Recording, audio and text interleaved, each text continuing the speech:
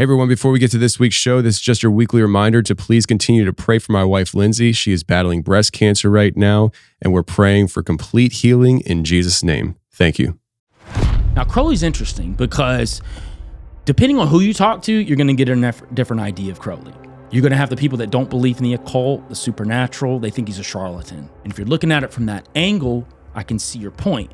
And I can also see the point of him being a charlatan. I think that was a part of his character, him really being the first to give us the modern depiction of a gray alien, which was Lamb. And that was during the Amelantra workings, which was in 1918 in New York. There's not much said about him. He never really reveals what he talked to Lamb about. Wow. That's never been talked about. All he did was say he met Lamb as a part of these Amelantra workings and he drew him. And that was pretty much it. That's it. I mean, he was always pulling the mask over his face and letting people see what he wanted them to see. But I also think that leads into another part of him, which was his work for the British intelligence. Pretty much when he left Trinity College in Cambridge all the way until he died. He's a double agent working for British intelligence. And what he's doing, he is funneling the Germans info to make the Americans angry at the Germans. Really what he's doing is he's trying to incite the Americans to join the war because British is telling him to do this. Not only that, he is funneling info about the Lusitania to the Germans saying that they have weapons on board. So now they have a U-boat close to the UK where it's going to come dock. This U-boat hits them, blows it up, kills all these Americans on it. So Crowley was actually one of the biggest catalysts to start World War I and bringing the U.S. into it because he was a double agent working with British intelligence. And check this out. What were the Germans really into? The occult. Think about it. Joel Thomas here in the flesh. What's going on, man? What's up, man? Dude, you and I were just talking about a friend of ours, and I just got to give him a shout out, Scott Walker from the Freaky Deaky podcast. Yeah. Dude, like he is so creative. So if anybody doesn't know, the host of the Freaky Deaky podcast is Scott Walker, and he is the one who designed the logo, the Confessionals logo, Merkle Media's logo, even the Tennessee logo that's on the table here. That's all Scott. And back in the day, I sold beard oils. Scott, he's the one who made the beard oils. He's the one who designed the awesome branding. All of that was Scott. And funny enough, I was just talking to Scott, and he and I are going to probably come out with the beard oils again. So some insider baseball. If you're a member, you've already seen it on the Confessionals app. And every time I say that, we get emails. So let me just tell you, if you're watching this on YouTube, you do not have access to the members app because the systems don't connect. Members on the website, theconfessionalspodcast.com, are the ones that get access to the app because they don't have an app if we didn't build one for them. Anyways, that is out of the way. And I posted it on there about how we had the beard oils coming. And people really were excited about that. But that's all Scott, man. And he just came out. He's coming out with a new podcast, I'm Sorry for This. And it's like, it's so creative and it's so him. I mean, it's like, it's going to be a comedy thing, but it's going to be like, how would you describe his comedy? Is it like dry humor? Super dry. Yeah. But you like wind up laughing at things. You're like, oh, I feel bad laughing at this. Like he shares his misery, but it's funny. You know, people that keep conversations going when you're trying to get out of a conversation, like you're slowly inching your way to the door, and they're just like, yeah. So anyway, and then I was talking to Ralph, and Ralph said this, and blah. And you're just like slowly, just over time, like, yeah. Oh, really? Yeah. Oh, that's crazy. Really? Oh, really? He said that to you? I didn't realize that he was that kind of guy. Oh, that's so funny. That's so funny. Yeah. Uh-huh. Yeah. Yeah. You sure? Okay. All right. Yeah. And I'm super proud of the guy. He's so creative. And I love seeing people explore their creativity. Yeah. And he's a prime example of that. So if anybody doesn't know Scott Walker from the Freaky Deaky podcast, check him out. Look up his new podcast, I'm sorry for this. And it's literally him just talking about life and just talking about the quirky things that you often wonder in the back of your head, but you never say out loud. That's him. I mean, he says I would say that it's definitely not a show to listen to around with your kids, but it's some adult content, I would say. But it's still funny. So anyways, before we started recording, I said, I don't know where this is going to go. Let's just see where it goes. And, Right. and I introduced Joel and then start talking about somebody else. Oh, back to Joel now. So you came down and we're going to talk about Crowley today. But before we do, dude, we got to give a shout out to Free the Rabbits. I mean, that is a podcast that's just over a year old now. It's been over a year, right? Yeah. Yeah. So tell us about it. What's the deal with Free the Rabbits and why do they need freeing? Well, my biggest push to do this podcast, because I wasn't even sure I was going to podcast, man. I've told you that before. Yeah. You were out of it. Yeah. I stepped away from podcasting. I didn't know if I wanted to go back and do it. And frankly, man, I just got tired of the truther, conspiratorial stuff. Mm-hmm. And not that I was tired of researching or any of that kind of stuff, because I enjoy that. It's a lot of fun. I think I just got tired of the community. I don't even think it's a community. Community means people that come together and work together and help each other. I think it's the complete opposite. And I do think there's some good people. And I do think that hopefully there's been a turn over the past year or so with people trying to step away from the echo chambers that they live in. But I just found that it was just a lot of people who hold theories as truth. And if somebody doesn't believe their particular truth, they got to fight everybody over it. And you still see a lot of that. And I think for me, it was also seeing the Christian perspective of that. And they were even worse. The Christians were the worst ones in the conspiratorial community fighting over everything. Yeah. Fighting over fake theology that doesn't exist. It's just a theory. Now we're fighting over it. And I just got exhausted with it. And I said, if I was going to come back and podcast, and I told you that if I was going to do it, I was going to do it my way. And I was going to do it in a way that I felt comfortable doing it. And I came up with Free the Rabbits. And the concept is literally we can go down these rabbit holes, but the goal is not to live in those rabbit holes. Mm-hmm. It's to get out in the real world, touch grass, talk to your neighbor, do what God wants us to do, connect with the people around us. People scream to the rooftops behind these microphones about fighting the system, but when they get out there, they do nothing. Yeah. What are we doing in our communities to help the people around us? Not just by monetary means, but, what are we actually doing? And I think for me, that was a challenge for myself, was finding ways that I could get out in the community and help, and also encouraging other people to do the same thing, because there's a lot of people out there that need help, and us screaming behind our little screens about how we're here to wake people up. Yeah. I encourage people on my show that we're not here to wake anybody up. We're here to spread love and compassion that Christ has told us to do. Yeah. If someone happens to wake up from a situation that God wants them to wake up from, he'll do that in his timing. It's not us to dictate that. And I think too, with what I did with my podcast, in all the research that I do, it's really for people to take it how they want to. I try to add in as much as possible things for people to find applicable to their own lives from whatever I talk about. Mm-hmm. So whether it's doing a case study on a historical person and how we shouldn't operate that way, or if it's into, hey, this is how the government's operating over here, or whatever it is, I think that, even cryptids, whatever it is, I think we need to be able to centralize that back to God, and also teach people to live life, man. Mm-hmm. There's too many people living in misery, despair, depression constantly. Mm-hmm. And I've heard more about the world ending and doom and gloom than anything since 2020.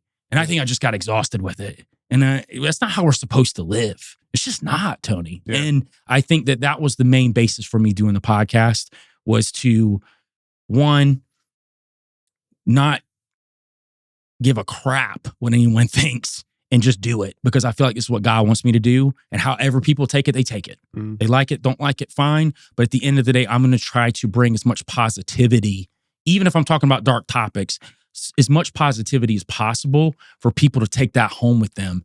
Because I just have seen too many people in whatever you want to call this conspiratorial space just not living at all. Yeah. And they're comfortable doing that. And I also think they've used conspiracies as a reason for why they can't live a full life. Mm. Well, I didn't sell my soul. That's why I'm not successful. Well, not everybody that's successful sold their soul. We got to get out of that mentality too. Yeah. Also the mentality that everybody in Hollywood's evil, or everybody in entertainment's evil, or everybody in politics is evil. Listen, there's a lot of negativity in those areas, but it doesn't mean everybody's part of it. Just like I always scream on my show, not everything's fake, guys. We got to get out of that mentality too, because once we start going on this road of everything's fake, then you don't trust anybody, you're paranoid all the time, and you cut everybody off. And that's what I'm seeing more and more is people cutting off from everybody around them. Listen, That's all these theories that are going on in the Bible right now that are not biblical at all, it's training people to not connect to people in the church. Yeah. Because now it's like, well, if somebody doesn't believe in Nephilim the way I do, well, I can't go to church. I can't connect with those people because they don't see the word like I see the word. Well, Then it becomes a Christian elitism. It's that Christian red pill. Yeah. So like it's and a prime example of what you're talking about, even getting like worn down by it. I brought her up before on the show, but Trish, she used to have an Instagram called My Tinfoil Hat. I think she started it in 2020, but recently in the last, like I'd say 6 months, she totally flipped the script on the page.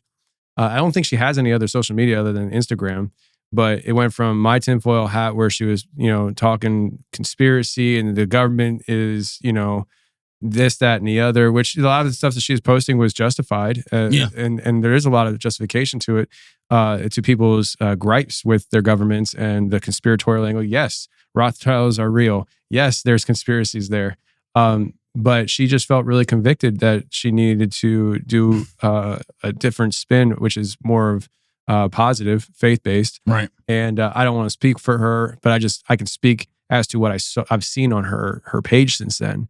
And she even posted about the whole Christian red pill thing, which is what triggered it in my mind.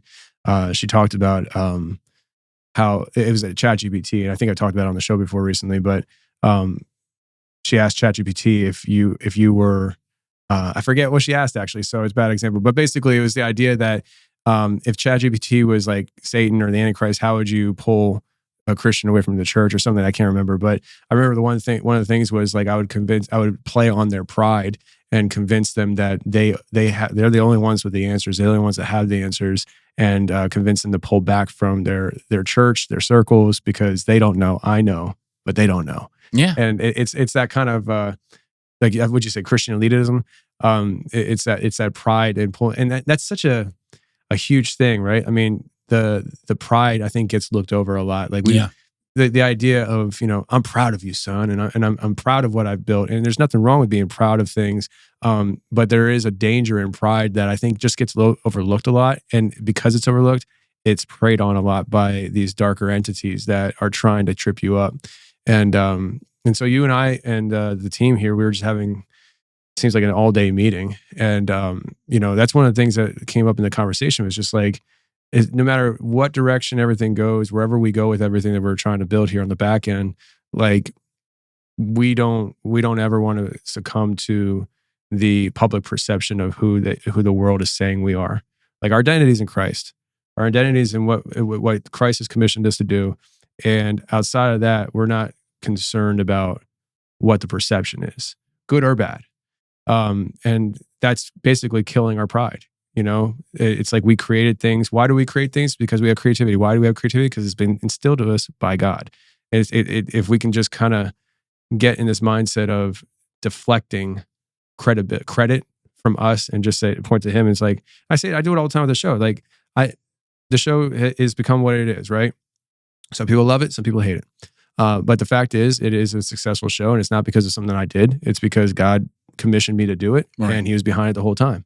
I did Amway for 2 years when I was in my early 20s. Guess what? I lost about $10,000, didn't make any. Why? I don't think God was behind it, to be honest with you. So Right. I tried a cleaning company. I started a cleaning company a long time ago. That fell flat on its face. I started a car repair company, a mobile car repair company where I would go to my clients after I get out of truck driving and work on their cars for them. That fell flat on its face. Like everything I've done fell flat on its face. This is the only thing though that God has commissioned me to do. So, as last I checked, 1 + 1 still equals 2. So right, Free the Rabbits, it's a podcast, a show underneath Merkle Media, and people can find it on YouTube and any other podcast playing app. Are you on Rumble right now? Yes. You are on Rumble. Okay, so we're uploading to Rumble. So if you're on Rumble right now watching this, just hop out over to Free the Rabbits, give it a follow. Rumble is one of those platforms that's like it's hard to get traction going. In fact, I had a meeting with Rumble, and the guy who I'm working with, he went to my channel and he saw I had I think it was 2,500 subscribers. And he's like, "Oh, wow, you have 2,500 subscribers." Right. And I was like, he's from Rumble. And he's like, "Wow, you're doing really good." Right. I was like, what the heck? But yeah, I've been trying to get some gears turning over on Rumble and stuff, just because there's a whole world of people out there that don't want to touch YouTube, but that's why they're on Rumble, and I want to reach them too. So anyways, people can check it out, Free the Rabbits podcast, and you do a lot of deep dives. I mean, I said this to you in the truck today, and I'll use this as an example because he's been around a long time. If anybody's familiar with the history podcast, Carlin, Dan Carlin, thanks. Hardcore History with Dan Carlin. I don't listen to it. I used to listen to it here and there, but my dad was a huge fan. And his thing is he'll do all this research and he'll drop 6, 7, 8 hour episodes, and it's just when it drops, you're getting quality, and you're getting heavily researched things, and you're going to learn something. You don't do those long of episodes. You break them up into parts, but essentially if you took your 2, 3, 4 part series and you put them all together, that's what it would be. But it's heavily researched. And so where this show is very story-based and conversational-based, I would say more conversational-based than even story-based anymore. But because this show is conversational-based, yours is very heavy research-based. And people are going to definitely learn a few things over there. So go ahead and check it out. Today, I want to get into Crowley. You and I have talked about Crowley over the years, here and there, on and off. There's a documentary that is going to be dropping that you spent a significant amount of time on. I don't know what you can and cannot say about it, but if you can just tip them a little bit as to what is coming with that, because it kind of plays into our conversation today. Because what we want to do today is really lay out some information on who Crowley was. Everybody, when you say Aleister Crowley, first of all, how's the other way to pronounce it that they say? Crowley. I'm so used to saying Crowley now. Because I used to say Crowley until I found out it was Crowley from you. But everybody hears about Aleister Crowley as, oh, he was this giant Satanist and he was basically Satan walking in the flesh. And answer is yes, but there was more to him than just that I don't know if everybody totally understands. And I know your documentary explores parts of that. Right. So if you could just drop a little bit of information, let them know what's coming with that, and we'll just get right into the topic. Yeah, you're not wrong about Crowley being involved with a lot of nefarious things. And I would go a step further too, because I think that a lot of times the Christian blanket over things is Satanist, right? That's what we say. And it's not wrong in the sense of it's the umbrella, right? But to the person who isn't a Christian or someone who is outside of the framework of that understands where Crowley comes from, that's when they're quick to discredit anything a Christian says, because they don't really know a lot about Crowley and what he does. Mm-hmm. And I think that when I started really researching him deeply over the past, I'm going on 3 years now, as far as what threads I was connecting, right? Because there's been plenty of guys out there, and we'll talk about some of them today, that have written tons of biographies on him, and they all came from different angles. And I realized that none of them are wrong. It's just putting all those angles together and realizing that this was a very multifaceted man, that he had so many layers to him, but he was very important to the trajectory of not only the modern occult movement, but also secret agencies, intelligence agencies. We're talking about secret societies, the UFO movement that really kicked off during Roswell and on to now. So many of these things were tied directly to him. And yeah, some of the people that worked with him, of course, but he kind of was the central figurehead of all that. And one of the things I want to do with the film was I was doing some research about a particular cryptid, and we can just say what they are, melonheads. And I found this crazy thread that tied to Crowley. And I was like, man, this is kind of wild. I was like, is there any more to it than just my own imaginations and a couple of things I put together? So I started digging really deep. Talked to Ward. I think we were leaving a trip, and I was telling him about some of the stuff I found. And he said, man, that might make a good film. So I started doing more research, started compiling all this research over months, and it worked out. So we sat down, we talked to Caleb, and Caleb loved the idea. And our goal was to hit all of the areas that the melonheads had been seen over the years. Which is crazy that, we're talking about cryptid melonheads and Crowley in the same conversation. I don't know how often Crowley comes up in the conversation of cryptids. Aliens, sure. But cryptids? That's an interesting angle. And I think if we look at cryptids from the lens of some of their connections to praetor humans, which would be your quote unquote extraterrestrials or interdimensional beings, he called them praetor humans. So if we look at that connection, it's not that big of a stretch. And then when we dig deeper into a lot of the Libers, the books that he wrote about different rituals and different occult practices, and just talking about specific works that he was presenting when it came to these connections, these entities, again, it's not a stretch to say that some of these cryptids could also be tied into this. So then we started hitting all these areas up. We ended up finding a whole connection with Joseph Smith and Mormonism. We ended up out in Salt Lake with Isaac Weishaupt. And before you know it, the film just took a life of its own. It was a month of filming, which is wild. I've never done that long of a filming stretch where we hit 4 different places. 3 of the areas were where these melonheads You were down like 30 pounds after the end of that month, just run and gun. I know. We literally were just running and gunning. And we ended up finding some crazy things that we caught on camera, which I'm super jacked for people to see. And it's one of the most compelling things that we've ever caught on camera. And in broad daylight. Which is even crazier. Yeah. But it all leads back to Crowley and what his ties were with the governments. Yeah. Now, you brought up an interesting thing when you started this whole thing out with the pronunciation of Crowley. That's kind of important to the film coming out too. Sure. Because there's a big tie with how that works. Yeah. And most people think it's Crowley because that's kind of the Americanized way of saying it, was always Crowley. A lot of people said it, right?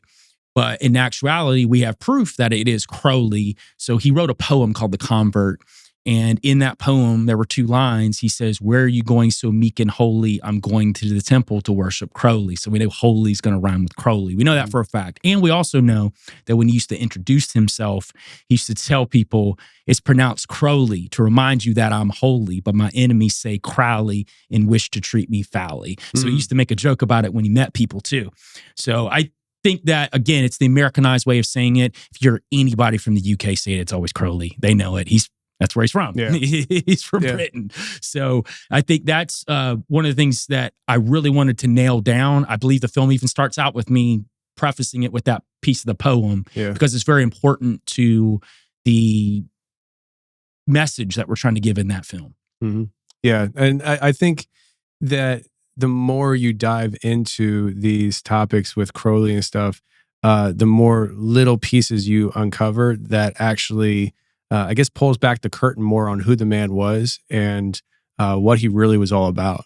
Like wasn't a good dude for many reasons. Yeah. But like you said about the whole idea of, the Christian umbrella is just Satanist. And it's like, yes, 100%, good job on that test, but there's way more to this man than just a Satanist. Like he had his fingers on a lot of things. And it honestly, and I'm sure you'd probably agree with me, it probably played a big role as to why we still talk to him today, about him today. Like when ever since that film, and because I know you were talking to me a lot about behind the scenes and stuff, the more you started sharing with me, the more I looked at Crowley as more of an idea than a person, like an all encompassing idea of a human being. Like it's like it depends on what day of the week is what you were going to get with him, right? And the less I look at him as, oh, he's the Satanist. And he's like, yes, but depending on what day of the week it is, he might be that double agent or triple agent. He might be the secret society Mason. There's a lot of different angles to this guy. So I guess where do we go from here? I mean, where are we going to go as far as like how do we want to break down who Crowley was outside of the Satanist angle? Well, I definitely want to talk about what caused him to make that really hard turn when he was younger. Let's do that, made him really despise Christianity, because there was a big moment in his life that really changed that course. And when I read about that and I see it, I can see how that would change anybody. How that, when I do research on different people throughout history, or even people that are around now, right? Especially if they have ideologies that are different than mine, or especially if they're doing things that I would consider evil, right? I try to understand what got that person to that point, because we're all human. And there's this idea that people, when they go so far, they've lost humanity, which I don't think that's true. I do think that God is willing to take us back with whatever. And I think that that's absolutely true in the Bible. We've seen, some of the characters in the Bible, do some of the most despicable things. Oh. David. Yeah, of course. Yeah. King David, man. He's probably one of the worst. For sure. But if you think about it, all these people have done these things. And when I start looking at these characters, I start realizing that there's this other layer to why they got to where they wanted to. Now, Crowley's interesting because depending on who you talk to, you're going to get a different idea of Crowley. You're going to have the people that don't believe in the occult, the supernatural. They think he's a charlatan. They think that his writings were gibberish. They were the writings of a madman. They don't make any sense. And if you're looking at it from that angle, I can see your point. And I can also see the point of him being a charlatan. I think that was a part of his character. I mean, he was always pulling the mask over his face and letting people see what he wanted them to see. But I also think that leads into another part of him, which was his work for the British intelligence. Pretty much when he left Trinity College in Cambridge all the way until he died, he was working with various organizations. And we're going to talk a little bit about that here. And the other part is the occult part. This is the part that people look at him as the anarchist. They look at him as flipping the bird to Christianity, but not just Christianity, just organized religion, right? He kind of represented that. And I think, honestly, if you would have talked to him, he would have despised being called a Satanist. I don't think that was something that he really cared about because he didn't believe in that the same way, right? Yeah. He enjoyed being called the wickedest man on the earth for a while, but as he got older, he actually moved really away from that. He got really entrenched in Buddhism and Taoism and all these different Eastern mysticism. He was really trying to find peace there towards the back end of his career. He was really trying to step away from being looked at as this evil person. But you got these different writers like Richard B. Spence, who has done tons of writing about him being a secret agent in general and actually reached out to a lot of these different various organizations. And we're going to talk a little bit about that here. Tobias Churton was another one, and Richard Krasinski, who actually is part of the OTO. And he was a big part of who I read before we got deep into the film because we had to go to Detroit. Mm-hmm. And just so people know, we went undercover into a place where some big things happened with Crowley. And nobody knew why we were there. We got what we needed and left. But at the end of the day, it'll be shown on video and we're going to be able to represent it the best way we can. We left. We ran out of there. They were chasing us with their pitchforks. I'm kidding. But no, I totally get it. So I have a question in my mind here Sure. that I don't want to sidetrack off of, but you did say it. Maybe it plays into this, what you're going into, but you mentioned about how towards the end of his life, I don't want to jump over his whole life right now, but towards the end of his life, he started having this change where he didn't want to be known as the most evil man in the world and things like that. Do you have any inside perspective as to why that might be, why he wanted to change his perspective? I think he got exhausted with feeling like people were looking at him a certain way. Also, he started releasing more sound bites about him being a secret agent and being part of British intelligence later on in his career too. Really leading up to 1947 when he died, which was 3 months after Roswell, which is also very interesting because of him really being the first to give us the modern depiction of a gray alien, which was Lamb. And that was during the Amalantra workings, which was in 1918 in New York. And we'll talk a little bit about that here too, but that's when he was going into the astral and he was meeting with this wizard Amalantra there. And this is where the egg imagery comes from. When we talk about the egg UFO, that's one of the first images that he saw when he and the Scarlet Woman at the time, Rhodey Minor, were actually in the astral. So they saw this egg in conjunction with this wizard Amalantra. Was he in the astral when he encountered Lamb? Yes. Really? Yes. Interesting. Okay. And the interesting part about Lamb is there's not much said about him. He never really reveals what he talked to Lamb about. Wow. That's never been talked about. All he did was say he met Lamb as a part of these Amalantra workings and he drew him. And that was pretty much it. That's it.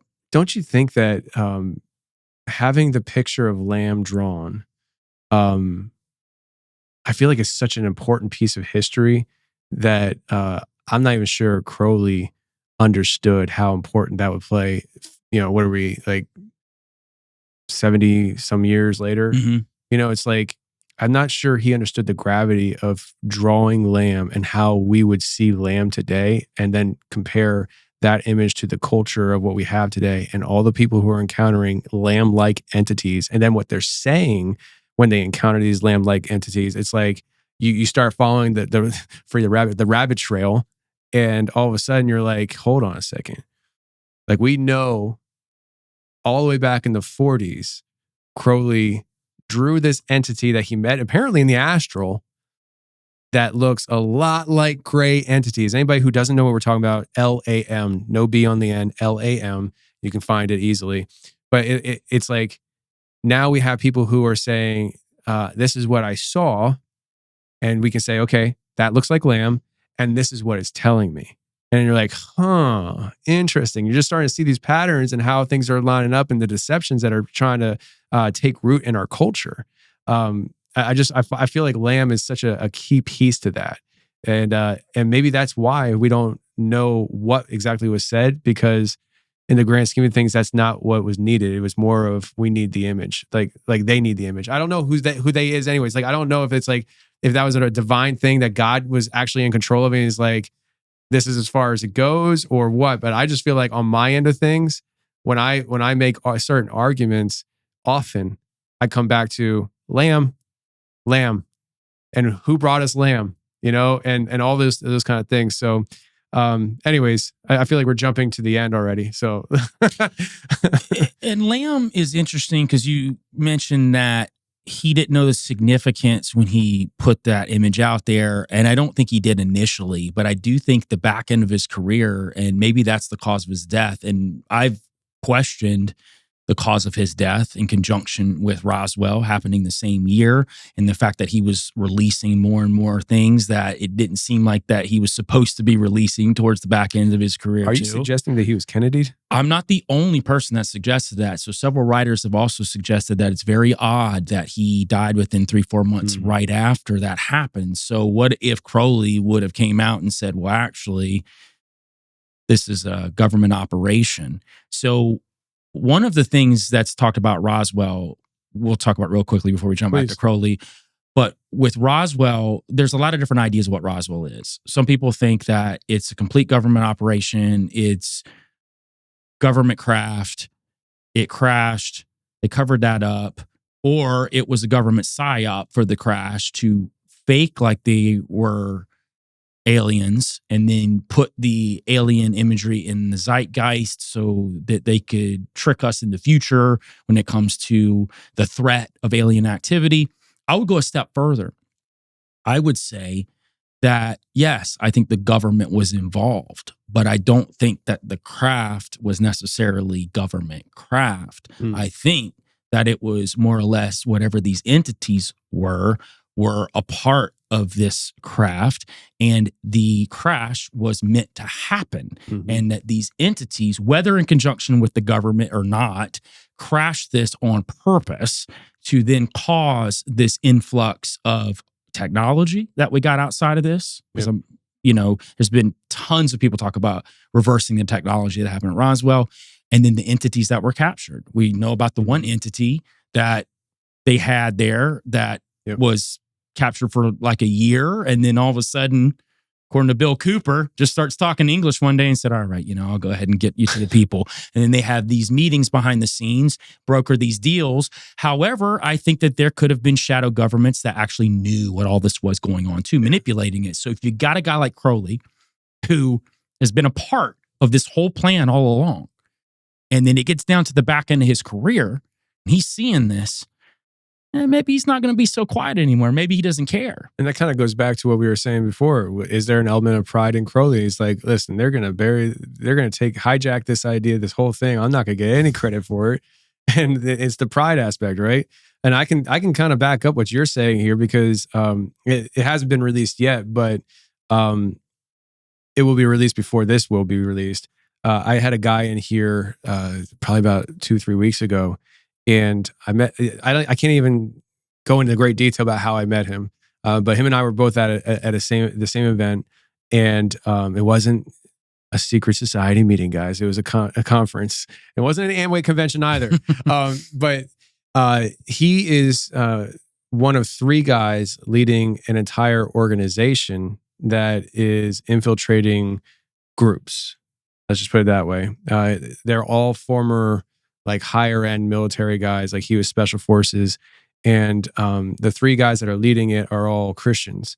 And I think that the whole motivation behind it was to really do some research, dig, and find out what's going on here. And they can't it's not like the government. Well, I'm sure the government does commission such groups to do, but they did it on their own, and they started making connections within people in our government, and started talking to them about what they're finding. People they deem safe to talk to. And one of the things that he said in my first phone call with him and the team is emphatically, they all agree on this, that they believe that what we're dealing with is technology coming from another realm, that it was sourced and created by fallen angels. And I had to kind of get them to clarify that on the phone call. I said, are you guys talking about fallen angel technology? And there's a bit of a pause, and it was just like, yes. Almost like they weren't sure, because I don't think they listened to the show a whole lot, and they're just like, how deep can we go with this guy as far as weird goes? But they're like, yes. And they said these crashes that we're having, they said, are happening.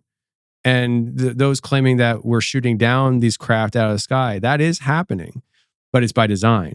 They've discovered that the more they looked into it, they realized that these crafts, this technology, is being gifted to humans for advancement in our own technology. And it takes you right back to the original idea of like the Book of Enoch, where like the fallen angels teaching humans things that they weren't meant to know how to do. This is part of that program. It's just modern day rollout of it. And so sometimes they crash them. Sometimes they allow them to be shot down. But this is an exchange program that this is more me talking than them, I think. I think they might agree with me. But an exchange program, from my perspective, that is mutually agreed upon within segments of our own leadership and governments around the world, and this other side.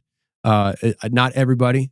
Like, this person that was in here, I can't even say his name. Like, we just call him the person on the recording.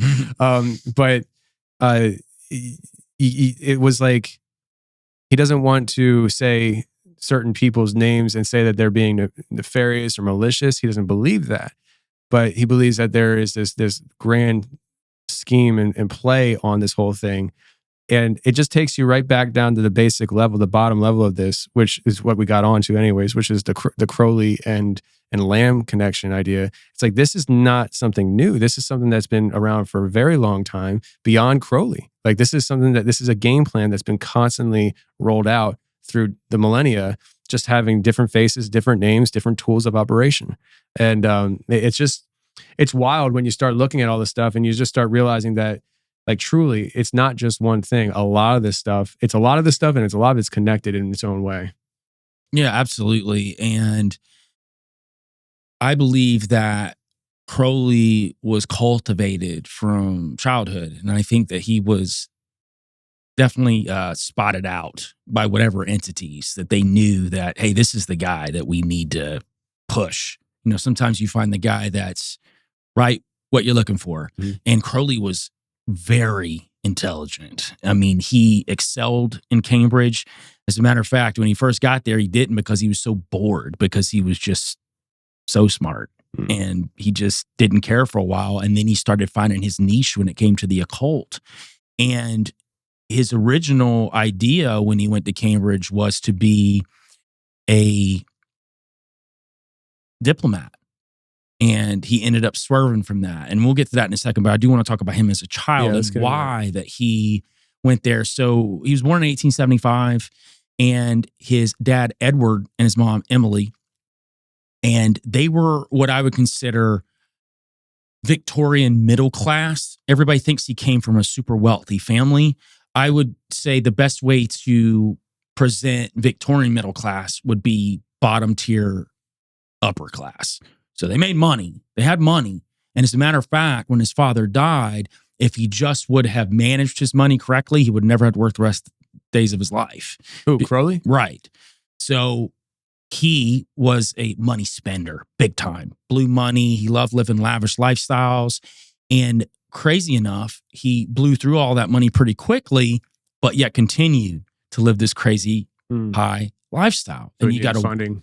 You wonder where you got the funding from. And we'll get to that too today, because he got tons of funding his whole career, where he's just getting mysterious checks constantly. He's traveling everywhere. He hit every place in the world. And he really moved around with impunity. He really didn't have anybody holding him up anywhere he went, which is really wild. So he's a kid, and they were in this community of Quakers, but they weren't Quakers. They were part of what they call the Plymouth Brethren. And the Plymouth Brethren were this almost cultish offshoot of the Quakers. So they were very doom and gloom. Tomorrow, Jesus is coming. It's death. That's how crazy they were. And in most cases, people consider them very cultish. They weren't open-minded. They said that the Bible's the only thing we'll ever read. So it wasn't like they would even look at anything else. It was just the Bible. That's it. And I mean, I guess to some point, I get the idea of the Bible is the word, but the way they took it was to another level. Yeah. And that ended up killing Crowley's father, because Crowley's father ended up getting this mouth disease. And instead of going to conventional surgery, which he would have been perfectly fine, they would have just cut out whatever it was. From on occasions, looked like some sort of mouth cancer or something they could have easily taken care of. Well, the Plymouth Brethren were like, no. God's going to heal you. And we're going to use this speculative electrical method to fix it. No, he died. He straight up died. And Crowley, who was 11 years old, saw this happen. So he pretty much made a pact with himself that he was going to take down Christianity from that point forward. Not that this needs to be the reason or anything, but do you have any information on how close he was with his dad? Because I mean, listen, if I believe that an organization, a thought process killed my dad and we weren't super close, but he was still my dad and I loved him, I'd be pretty ticked. Yeah. But I guess maybe it depends on, the closeness. Like if he was like a daddy's boy kind of thing, like that could drive you down some really dark places. He was very close to his father. So they did drive him pretty much to madness. And as he got older, when he really got involved in the occult, and he was very tied into Egyptian iconography and Egyptian mythology and really the gods of Egypt. Because if you look at Thelema, the religion that he started, and then, of course, the AA, which is the organization that pushed Thelema, everything was centered around Egyptian gods. Horus, he envisioned himself as Horus. He would call himself Horus many times. Baphomet, many other names. And we're going to talk about the fact that he changed his names a lot. And that has to do with him working for British intelligence, because depending on where he was, he would use completely different monikers, act completely different. Matter of fact, Richard B. Spence said that if he would have been able to choose a job, he would have been one of the best actors on the planet. Like, he could have literally gone into whatever version of Hollywood was around and become that. He was that good at being able to slip in and out of different personalities. Maybe some of that had to do with entities as well, but he was very good at playing into whoever he was around and getting them to believe whatever he wanted them to believe. So he viewed himself as Horus because of his dad dying, and he viewed his dad as Osiris, which was Horus's dad.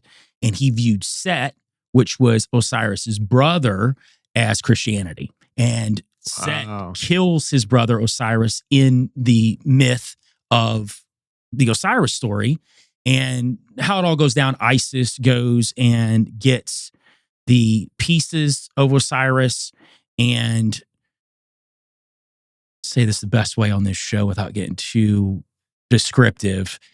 She puts together a certain piece of him to inseminate herself, and that creates Horus. That's a very good way of putting it. So, right. So you're the one that makes the social media context. So you're looking out for yourself and making your job easier. Right. Yeah, because otherwise I'd have to do the little beep. Yeah. So Horus becomes the product of that. And he grows up hating Set. He never knew his dad, but he grows up hating Set because he never got to connect with his dad. Now, obviously, there's different versions of the story. The thing about Egyptian mythology is there'll be 15 different origin stories for a god, right? But that's kind of the centralized theme. So the way he viewed himself was, I'm Horus and I'm getting revenge on Christianity because my father died. Now, because he was driven to such madness, his mom ended up despising him, and he and his mom butted heads all the way up until he ended up going to live with his uncle and his aunt. So that happens later, but she's the one that called him the beast. She used to call him the beast of the apocalypse. Now imagine if your mom, because she was still in that like strong Christian Quaker or whatever it was, cult faith thing. Right. Okay. She's literally calling her son. Called again? It wasn't Quakers. It was, what was it called? Plymouth Brethren. Plymouth Brethren. Right. Okay. So imagine your mom calling you the beast of the apocalypse, and not doing it jokingly, but she's calling you that. And instead of it making him angry, he just relished in it. And he's like, I'll just become the beast. And that's why he used to sign everything as the Beast 666, the beast. It wasn't necessarily because of this connection to Satan. It was really a middle finger to his mom. Wow. He had mommy issues. Big time. I mean, isn't that the story for all these bad guys? It always comes down to having mommy issues. Jeez. Thanks, Mom. Really did a number on the world. Just calling your son a beast. That's crazy. And it's really wild. And instead of that, obviously, he starts this religion, Thelema, which is this movement that became this idea of following one's true will. It's all about will. Everybody's heard, do what thou wilt shall be the whole of the law, right? And there's several other phrases that are used with Thelema as well. But he gets this from writing the Book of the Law, which the entity Aiwass wrote through him. And this is when he's in Cairo in 1904. And this is when he gets this connection to Iowas, who basically moves through him to help him write this book of the law. And from this book of the law creates the religion of Thelema. And that's the basis of everything at that point for him. And then that's where you get like Jack Parsons and Kenneth Grant, and all these guys did offshoots of that. And Thelema becomes this massive worldwide thing. And this is all because of his father pretty much being killed by the Plymouth Brethren because they wouldn't just take him to the doctor to get fixed. And then obviously his mom hating him because of that too, which is just super wild. And, you know, as he gets older, the idea of him being this anarchist isn't quite true either, because he played that up. But at the same time, he always had this longing to be this English gentleman because he craved the spotlight. He craved the adulation. Social circles. Social circles. And as we're going to get into, he's working for British intelligence the whole time. What better secret agent can you have than the one that's saying, I hate the government? Perfect. But at the same time, doing whatever they want. See, Crowley used everything to his advantage. He used the governments to his advantage, all to get his own means. Yeah, he was funneling things to the government. He was giving them information. He was helping them out. But all of this was for his own selfish gain too. It was, you scratch my back, I'll scratch your back. And then he's playing double agent, triple agent with other different countries. Yeah. And just to give an offshoot to that point, and I won't go deep down that rabbit hole. I did an entire episode on the Lusitania. But the Lusitania was a freighter that used to bring people to and from the UK to the United States. It would stop other places too, but it was originally built to be a warship, and Crowley used to travel on it. Well, when Crowley was in the States during the 1914 to 1919 stretch, and we know this through mainstream knowledge about Crowley, that he was working with German intelligence in New York. He was working for this paper called Propaganda. What years was this, do you know? So 1914 to 1919 is when he did his stretch in the United States. During that period of time, he works for Germany. Wow. But here's the best part. This is pre-Hitler. It's getting to that. So when you get to, this is pre-World War I. So at the time, it's ramping up overseas. World War I is getting close to culminating. We've got all kind of friction going on all around the world. The one country that's not getting involved is the United States. So the UK wants the United States to be part of the Allies. Of course they do. So Crowley is in bed with the Germans, or that's what mainstream will tell you, right? But in actuality, he's a double agent working for British intelligence. And what he's doing, he is funneling the Germans info to push them to, in the propaganda papers, which he helped write for, by the way, to make the Americans angry at the Germans. He's basically telling the Germans to flex on America because they ain't nothing. Really what he's doing is he's trying to incite the Americans to join the war because British is telling him to do this. Not only that, he is funneling info about the Lusitania to the Germans saying that they have weapons on board. So now they have a U-boat waiting close to the UK where it's going to come dock. He's got this whole thing set up through British intelligence to when the Lusitania goes to the UK, this U-boat hits them with a torpedo, blows it up, kills all these Americans on it. And that was one of the biggest catalysts to drag the United States into World War I. So Crowley was actually one of the biggest catalysts to start World War I and bringing the U.S. into it, because he was a double agent working with British intelligence. And check this out. What were the Germans really into? The occult. Think about it. The Ubermensch. So they were into the cult well before Hitler came. Well before Hitler. Wow. Wow. That's wild. And just think about a guy who is that well adept into the mystery schools and alchemy and the occult, and he can come in there and showcase all these things. They believe him. Yeah. And they don't even think he's working for British intelligence. This is the best part. But here's the other part. He doesn't get extradited by the US. Nothing happens to Crowley. He's still just kicking it in the States. Okay, so I'm trying to do mental gymnastics keeping up with this. So he's a double agent, or he's an agent for the UK, living in the States, talking to the Germans from the States. Working for the Germans. Working for the Germans in the States. The US were trying to prosecute him through the British, but then through that, the British don't because he's working for them. And then he's got the US over the barrel too because of all these other things he's involved with, because from all indications, he's also working with the US on some things.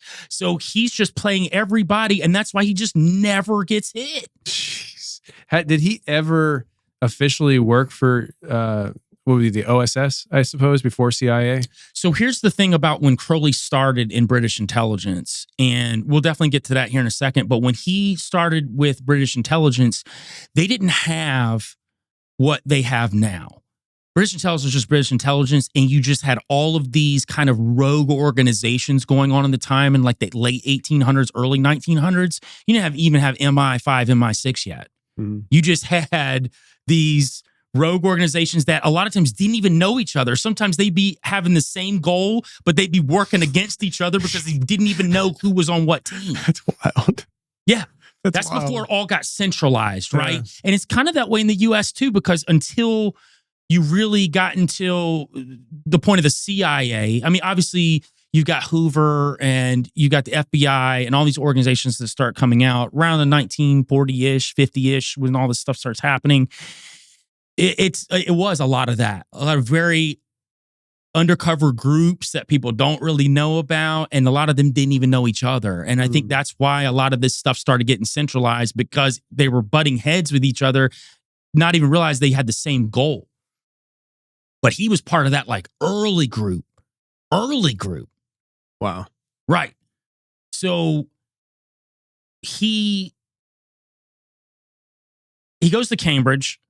And the reason why he ends up in Cambridge is because his uncle, Jonathan Crowley, and Aunt Annie, who he was very close to, that was what he considered his surrogate mother. He used to say that that's my real mom, not my real mom, Aunt Annie. Well, interesting thing about Aunt Annie, she was a part of what they call the Primrose League. And the best way to explain the Primrose League, they were like a Protestant secret society. So they would operate within the Protestant church and work through politics. Wow. So Annie was a part of that. But also, who was a part of that was Lord Salisbury, Robert Gascoigne Cecil. Now, he's very important because he was a 3-time prime minister of the UK. And he also helped run British intelligence. So how did Crowley get into Cambridge? Well, that's because of Jonathan Crowley, and Aunt Annie helped him get into Cambridge. She is part of the Primrose League with Lord Salisbury. Salisbury's recruiting guys out of Cambridge to be part of British intelligence. So all this ties in together because Crowley has got the connections because of family, but he's also really smart, and he's questioning going into becoming a diplomat for British government. He already had in his mind he wanted to work for British government. People don't know that. People thought he was just an anarchist out of the gate. No, he was never that way. He always respected the British. He, till the day he died, respected being British. Wow. So do you feel like his whole life, the way his whole life went, like you referenced it earlier about the idea of the entities and everything. Do you feel like everything that he did throughout his life was the perfect storm, or do you think the storm was engineered by darker entities that just saw him as the useful idiot? I use the word idiot very loosely. He was not an idiot, but like the useful person to funnel this agenda through. Does it make sense? Like was he? I've questioned that a lot myself. I would probably lean more towards that it was manufactured. by entities. Okay. And probably in conjunction with governments. He had the name value, right? He had the connections kind of out the gate. That's kind of how he got into Trinity College in Cambridge, was because of the connections. He was really smart, so he belonged there. But I believe that the way his father died, the way that turned him into feeling the way he did about Christianity, because he wasn't into the occult until he ended up in Trinity College. So this wasn't like he was doing all these occult things as a child all the way up until Even when he hated his mom? No, he wasn't doing any of that at the time. Oh, so she didn't start calling him the Beast till later? No, she called him that when he was a kid because he was just so unruly. Wow. Okay. Wow. Had nothing to do with the occult. She just called him that because she couldn't stand it. Jeez. Pick different words, Mom. Jeez. My gosh. Let this be a lesson to all your moms out there. Don't call your kid the Beast, okay? Unless he's a beast on the basketball court or something like that. Right. Jeez. Wow. She just set his life up like that. Man. I mean, every man's decisions are his own, but right. Like there are things that contribute to us becoming who we are in life. Yeah. And wow. See, I when you said that, I thought that you were saying that Mom called him the Beast because of his dabblings. She called him the Beast, and then he leaned into dabblings later. Yeah. So he was just struggling with this concept of this church that he blamed for his dad's death. Yeah. And his mom's utmost devote loyalty to it, even after dad's death. And there's probably a real internal struggle. Right. And then because he's unruly, she's calling him the Beast because of that, not ever considering the fact that I'm creating something that will be embraced as the Beast. Well, you got to think he went to church even up until the point he went to go live with his uncle and his aunt. I mean, they were deep into the church. Wow. So he was still going to church up until he went to college. It's just when he went to college, he had more freedom to really like study the things that he found interesting. And it's funny because Trinity College talks about him and they say that he was brilliant. And for 3 years, he was sporadically showed signs of crazy intelligence, but he was generally unmotivated. And going back on it, they said more like he was unchallenged. That's just how smart he was. He just didn't really vibe with a lot of this stuff going on at school. I mean, he did well enough, but that really wasn't why I think he was, and I'm going to use the word cultivated there. I think that you've got Lord Salisbury there who's looking for guys who can work for British intelligence. They're looking for guys who are amoral, who have no qualms in doing whatever to anybody. And the other thing, we're talking about doing whatever to anybody, Crowley developed a high interest in sex while he was in college.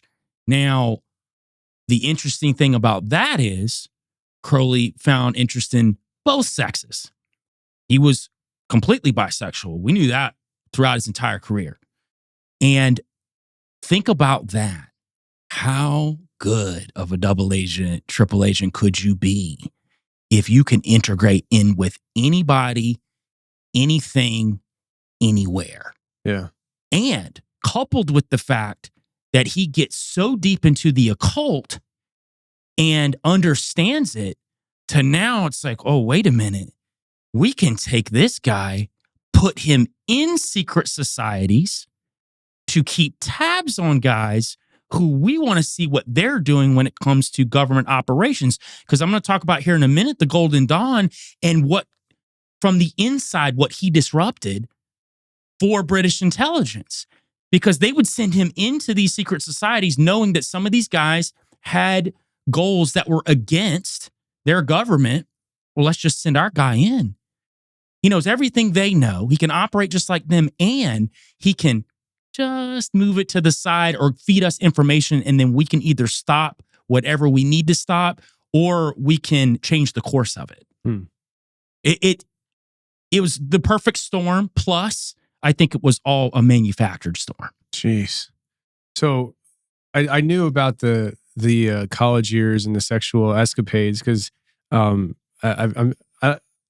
don't reference it a lot, but I have referenced it before about the idea that he didn't view sex as for pleasure At all. Like it was it was a documentary. I think I forwarded it to you as well. Because I found it really interesting. The guy said that it's like he disdained people who had sex just to have sex. Yeah. It was like there had to be a darker, deeper reason for it.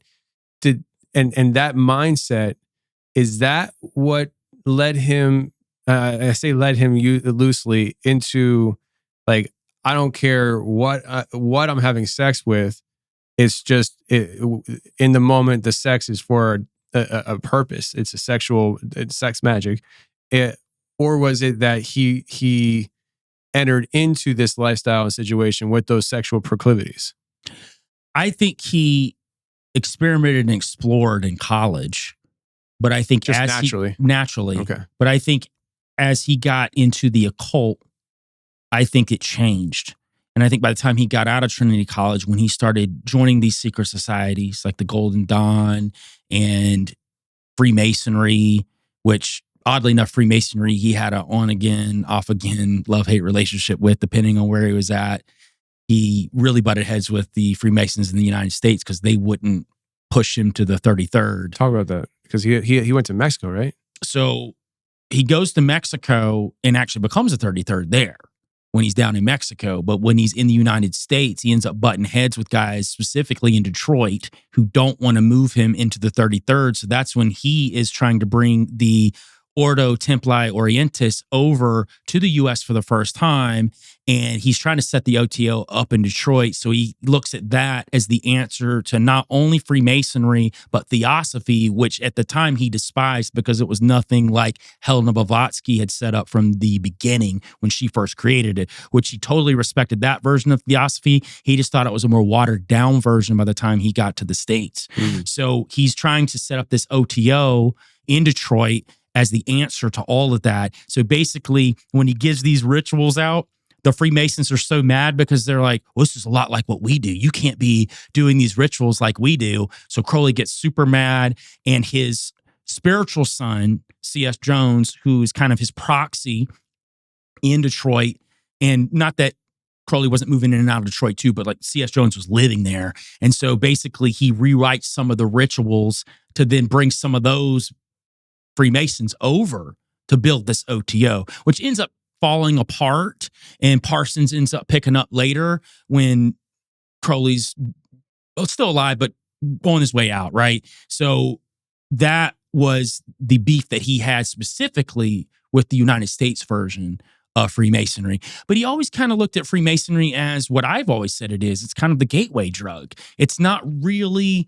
the version of secret societies that everybody's looking to get to. As a matter of fact... Well, not everybody. Right. Well, and the thing is, with Freemasonry, to really be in the know, you got to be in that like 0.001% of Freemasonry. You got to really be at that upper echelon version of that. But sometimes it's just getting into Freemasonry to get into one of these other houses or get access to another version of a secret society. And at the time when he joined the Golden Dawn, which we'll talk about in a minute, that's kind of the deal.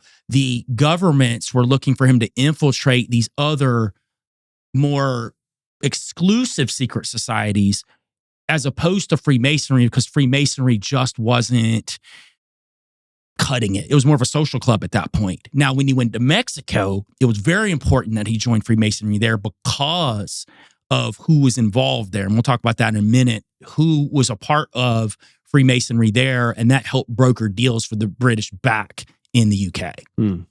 Okay. So where do we go from here then? So he's in college, and one of his first missions, which from all accounts we can tell is kind of his first mission, it was what we assume Lord Salisbury had sent him out just to see if he could pull something off, right? So he is a expert mountain climber, by the way. He used to climb the Alps all the time. So Crowley is just dude, I'm telling you, Crowley is a weird man, like super weird. But I also lend the fact, jack of all, right? But I also lend the fact that his infatuation with the mountains would also lend to the occult too, because you go to these high places to meet what? Yeah, meet beings in these high places. So In 1897, he decides that he's not going to go scaling the Alps. And just out of nowhere, he ends up in St. Petersburg, Russia. And he says it's to improve his Russian. And he, at the time, this is when he said he was going to be a part of the diplomatic service of the British. So it makes sense. Oh, he's just going to learn Russian. You know, he's going to be a diplomat, right? So he goes there when Tsar Nicholas II is in power.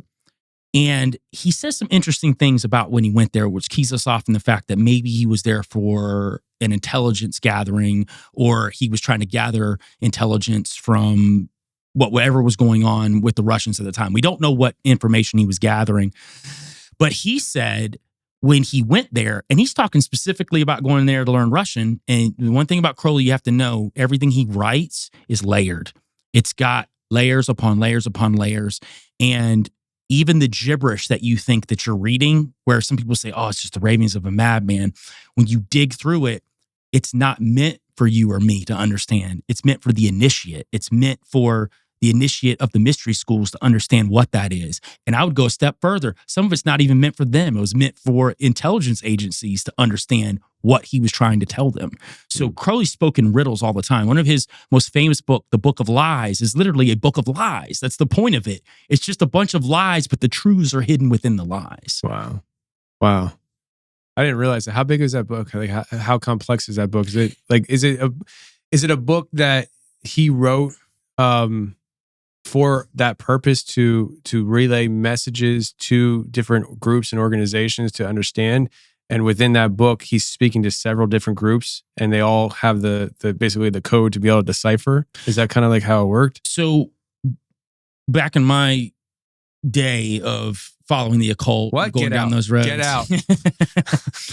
So that was my very first Crowley book I ever bought. Okay. It was before I even read the Book of the Law, which is the most famous book, was the Book of Lies. And I remember I went to the bookstore, I ordered it, and I brought it home. I read it. I had no clue what this guy was talking about. I think I remember like a couple things where I said, I think I know what he's saying there, but I have no idea, because it just felt like gibberish. It just didn't feel very, it didn't connect with me. But then as I got older and I'm going back and I'm reading through it, and I'm also looking at commentary that people are talking about it. Oh, he's talking to a lot of different people. He's talking specifically to people in the mystery schools, because he's telling them what they need to do, what kind of drugs they should take to connect with these entities. He's talking about the sex magic, the type you should be using to get in contact with said entities. And that was something that he did throughout. And any of the Libras that he wrote, a lot of them had hidden verbiage, hidden language within it too. So this all lends back to his early days in becoming a part of British intelligence. And like I said, he's over here in Russia. And one of the things he said was, the subtlety of intrigue has always fascinated me. Now, what does that have to do about learning Russian during that time? What is he doing over there? And that was one of the lines that a lot of the historians have said that was Crowley doing his classic flex that he did. He's just letting you know, like, yeah, I'm over here doing something. You'll never know what I exactly mean by this. But that was really his first foray into a secret mission for British intelligence. And I believe that was more of a test run, right? Let's see how you do. You say you want to be a diplomat, cool. He's probably talking to Lord Salisbury behind the scenes. Salisbury's like, listen, we're going to send this guy out and just see if he can pull this off. Well, clearly it went pretty well, because when he comes back, he actually decides that he's not going to be a diplomat anymore. And he just wants to follow the occult. It's like, wow, like that's a big switch from I want to work for the government to I don't really care about the government anymore. Okay, so up to that point, was he pursuing occultic things at all? Dabbling, but he hadn't even really got that hardcore until after that particular mission. So something happened on that mission that pushed him over the edge with it. Do we know what that was? Don't know. And that's the thing, man. Crowley's got so many gaps in his life that it's like a puzzle that you'll never be able to put the full thing together. Even his diaries, like his main diary, that the book, The Confessions, is built off his diaries. What's it called? Confessions. Really? Yeah. Yeah. I didn't know that when I named the show, guys. Just relax. So there will be massive gaps where it'll be like 3 months missing here. Yeah. And all of a sudden he just picks up and just starts talking about something like, oh, I'm over here doing this. What? Well, what happened here? What's going on? Wow. Or even and you have to take this into account too. Being a secret agent, if you're writing in a diary, you're going to have in your mind who else might pick this up. You're going to write that in layers too, because if the wrong people pick that up, you don't want them to know exactly what you're doing. Sure. Possibly the reason why he left a lot of gaps in there. Possibly the reason why some of it sounds like riddles. It's, again, very complex. Even his writings that seem very normal, like a diary, weren't at all. So when he gets back from that trip, he really starts going down this trail of occultism. And one of the big books was the Book of Black Magic and Pacts by Arthur Edward Waite that he picked up. He actually is so fascinated with it, he reaches out to Waite, and Waite responds to him and tells him to take a look at The Cloud, which was written by Carl von Eckarthausen. And Eckarthausen studied at the Jesuit University of Adam Weishaupt. And Adam Weishaupt is the guy who started the Bavarian Illuminati, the Illuminati, the first Illuminati. So the question is, how much of that did Crowley know? Now, he's a smart guy. I'm sure that he tracked that back to what that was. And he's very, at this point, fascinated with secret societies. So at this point, he's done with college. He's out of college and he's decided, from all intents and purposes, I'm going to chase mystery schools, the occult. I'm going to climb mountains. I've got this money still from my family, and I'm just going to live life. It's pretty much what he does. Of course, he's writing. He's doing all these things. Well, his first plunge really into secret societies is the Golden Dawn. And how he gets in the Golden Dawn is really interesting. And on the surface level, it sounds normal. I met said person and I get to talking, and said person says something about secret society, and I ask him about it. We talk for a while. He introduces me, and then I go through a series of initiations, and I end up getting in, right? That's typical.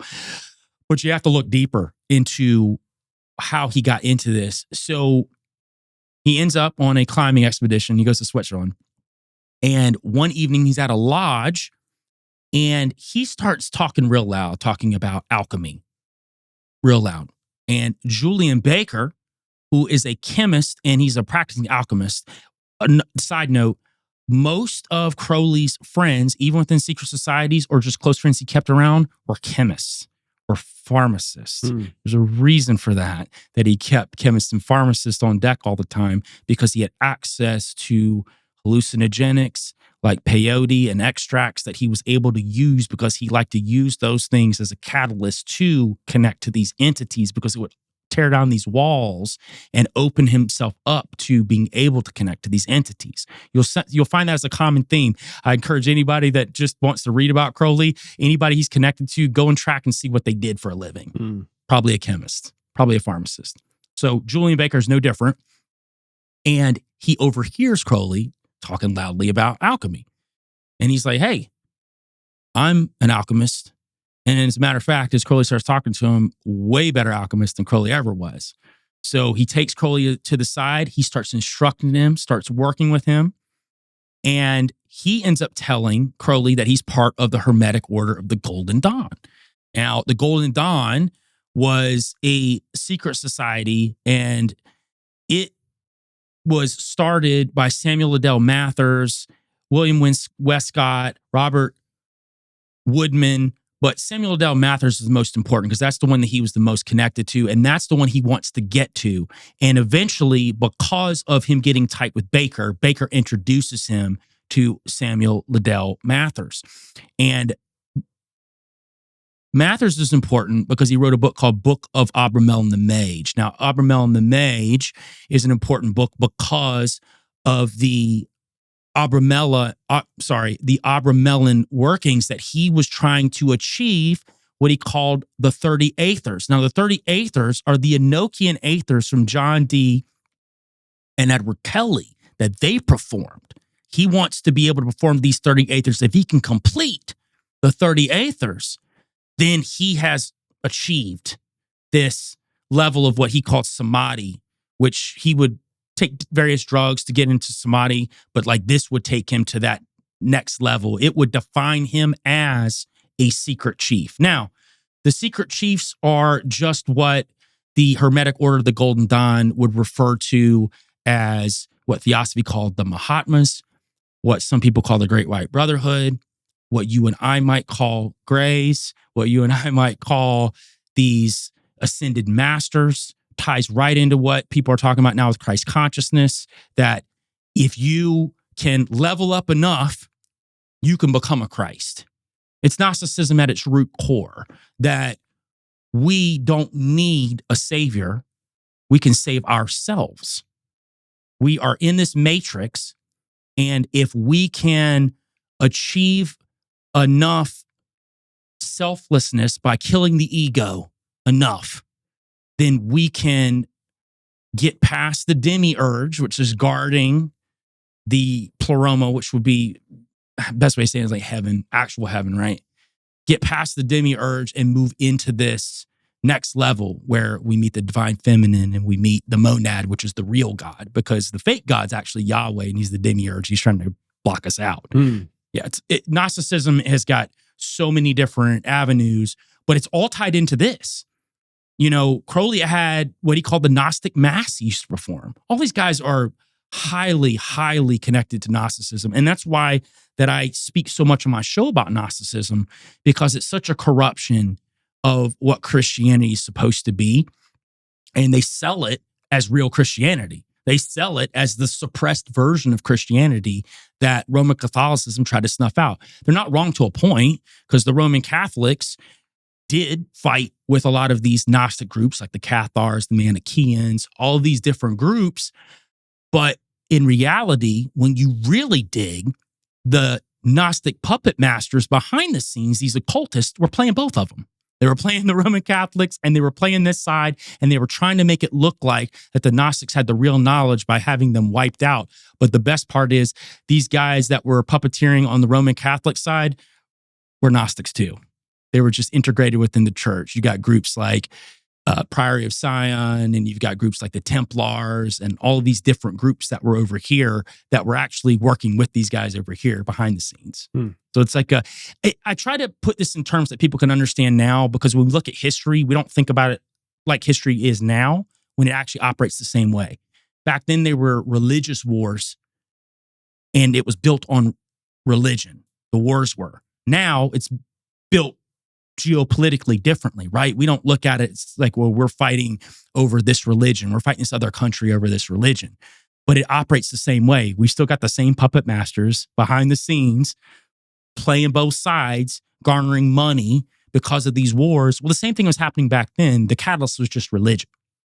But so it's just different launching pads. Different launching pads. But the problem is people get highly invested in religion now. So they will look at specifically the Cathars and the Albigensian Wars as the Cathars getting wiped out because they had the real truth, and the Roman Catholic Church had the fake truth. Not wrong on some points, because the guys running the Roman Catholic Church at the time weren't good, but real Christianity at the core started before all of that. That was back with Judaic Christianity and Pauline Christianity. This is back when Paul, Peter, and James were working together. Now, the Gnostics will have you believe that James was actually a part of this group called the Essenes, and they were protecting the actual bloodlines of Jesus. And this is where you get all these Merovingian bloodlines and all that whole different rabbit hole. But that's just how Gnosticism is at the root core. But Gnosticism is tied into all of these groups, and Crowley being one of the top ones. And they totally adhere to a lot of these Gnostic ideas because it is to them about killing the ego. But the funny thing is about all these guys that scream killing the ego, they're not actually killing the ego. Their pride is making them believe that they can become a god the more they kill the ego. So really, they're not killing the ego. They're enhancing their ego by believing that they can actually become a god. Yeah. So it's basically it's like a vicious circle. It's a cycle of vicious cycle. The idea of killing the ego to become a god to feed your ego. And it's crazy to think about because it's sold, especially now when you're looking at all the New Age movement that's going on. Yeah. With the Starseed movement, everybody's got a piece of an alien DNA in them, right? You've got people that believe that they have these special powers because of that. You got people that believe they have Rh negative blood. And that means they either have Nephilim blood or the bloodline of Jesus in them. That's why they have these powers. And I'm not saying there aren't weird things that surround things like the Rh negative blood type. But at the end of the day, it's one thing to look into it, but it's another thing to use that as a catalyst to why I'm special. Yeah. Because of social media now, everybody tries to find a reason why they're specifically special. When in actuality, we're all special. Especially when we follow Christ, we're made new. We're all special in his eyes. Right. None of this stuff matters when it comes down to that at the root core. And it's such a simple concept, but everybody tries to oversimplify it so much, Tony. It's crazy. Yeah. It's like a hijacking of sorts, for sure. No, and it is. And to get to why I brought up the Golden Dawn, right? This is the interesting part. You know when I talked about how British intelligence would send Crowley in to disrupt certain things? Yeah. Well, Crowley goes into the Golden Dawn and he realizes that some of these guys they're part of this group called the Jacobites. And what they're trying to restore is the House of Stuart to the thrones of England, Scotland, and Ireland. Now, the House of Stuart's interesting. I've been doing tons of research on the supposed bloodlines of Jesus, and the House of Stuart's a huge part of that because they are protecting these bloodlines. So to put them back on these thrones is very important to these people. So the Jacobites are part of that. And quite a few of these Jacobites were in the Golden Dawn. So they are part of this group that's trying to, because of these secret chiefs, these entities that are telling them, because the thing about the Golden Dawn is that's their real leaders, are the secret chiefs. Now, like Samuel Liddell Mathers and some of them would refer to themselves as secret chiefs, but they weren't the actual secret chiefs. They weren't these Mahatmas. They weren't these entities, these what we would say grays or aliens or whatever, right? They weren't the entities really guiding the force here. These are these secret chiefs. So they're guiding the Golden Dawn to do all these things, but also politically, because ultimately, they want to get these bloodlines in the thrones in certain places. Now, another part of that would be these Carlists, and the Carlists were connected to the Jacobites because they wanted to, in Spain, make sure they had a Don Carlos on the throne. So at the time, there was a Don Carlos II, but he wasn't on the throne, and they wanted to create a coup and put him on the throne. So it gets crazy. So you got Samuel Liddell Mathers and all of these other guys in the Golden Dawn, and they're funneling guns. They're funneling all this weaponry to Spain secretly on these ships to fund this coup for Don Carlos II to take over. Again, it's all about the bloodlines. It's all about putting people with bloodlines in power, because that's the occult nature of it at the core, right? What the entities want, what these secret chiefs want. We have to get to these, and I would suggest Nephilim bloodlines, something that's not of this world, obviously, but obviously something that's not good. So we're going to have to probably go down that rabbit hole of these Nephilim bloodlines, something negative. So as a part of this, and this lets you know how crazy trained that Crowley was. Because you don't think about Crowley this way when you see him. But one of the things he wrote was how that he obtained a commission to work a machine gun. He took pains to make himself a first-class rifle shot, studied drill tactics and strategy. So this dude's a legit secret agent. He could take you down. So this dude's literally like, hey, I will infiltrate any way possible. I'll have sex with you to get where I need to get to. I'll just kill you if I need to. I'll act like I'm this. I'm one of the best actors on the planet. And he's connected to these entities all at once. And that's the fascinating thing with Crowley. He's so multifaceted. Like when he walked in a room, that's why he was so engaging. He just took up the space because he could just piss you off and then attract you at the same time. He was good for it. And that's why he was chosen, I think, at an early age, long before he got to Trinity College to play this role as the secret agent. So we were talking about those guns getting funneled. I just broke away that little piece about him being trained. He talks about being trained during this period of time. So the personal yacht of Ashburnham, and he was one of the other guys that's part of, connected to the Golden Dawn. He's not really part of it, but he works with these government entities who are trying to get these Carlists on the throne, right? Don Carlos II trying to put him on the throne. So he's got this personal yacht called the Firefly, and he's sending guns down through his personal yacht. So on the last leg of the third gun running trip, it runs into trouble at this French port, gets picked up, gets nailed. The whole operation's DOA at this point, done, right? So Crowley comes out and says, after that, the conspiracy was disclosed. He just says that somehow like the info got out. I don't know how. Well, if you look at the list of the crew members, there was a C. Alexander on the crew members. It's one of Crowley's aliases, one of his secret agent aliases. Jeez. So he's funneling the info to the British the whole time, Wow. telling what they're doing. He infiltrated to literally disrupt the Carlist and the House of Stuart at the same time because he's working for the British government, all the while playing the guys that are in the Golden Dawn. And during this time, even afterward, they still don't know he did it. Wow. Wow. So with all the double agent moves that this guy made, did he ever, because it seems like he's very loyal to England, to the UK. Did he ever waver off those commitments and do things that could hurt them out of selfish ambitions? Not that we know of. Now, the British played like they were angry about the German situation when he was working with the Germans. Yeah.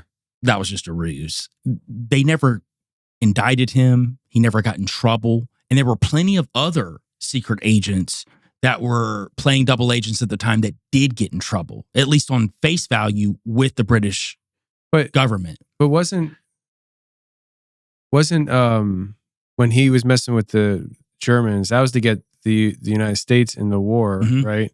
Oh yeah, but they were allies with the UK, and the UK didn't want the United States in the war. No, they did. They did. So the goal was to put Crowley in with the Germans. So why would they get mad at him about it, though? You know, on face value, they had to act like they were mad. Oh, I got you. Okay, so you're saying why is he over there doing that? But in reality, they weren't. Right. Yeah, I got you now. That's why he never got in trouble. Yeah. Wow. Okay, so I mean, he was loyal to the crown, essentially. Very loyal to the crown, even until the end. Gotcha. And that's one thing that always I laugh about when people look at Crowley as this big anarchist. And you look at musicians, celebrities, many of them will quote Crowley. I remember back in the day when Jay-Z had that shirt, "Do What Thou Wilt." That was a big deal because that was in that big Illuminati craze, and he busted that shirt out, and you're like, yeah, of course he did. Yeah. But that's why they look to him. Even the Beatles had him on their cover. And it's wild because he's looked at as this anarchist, but the whole time he's straight up England through and through, and he's all about the government, at least to get his own ends.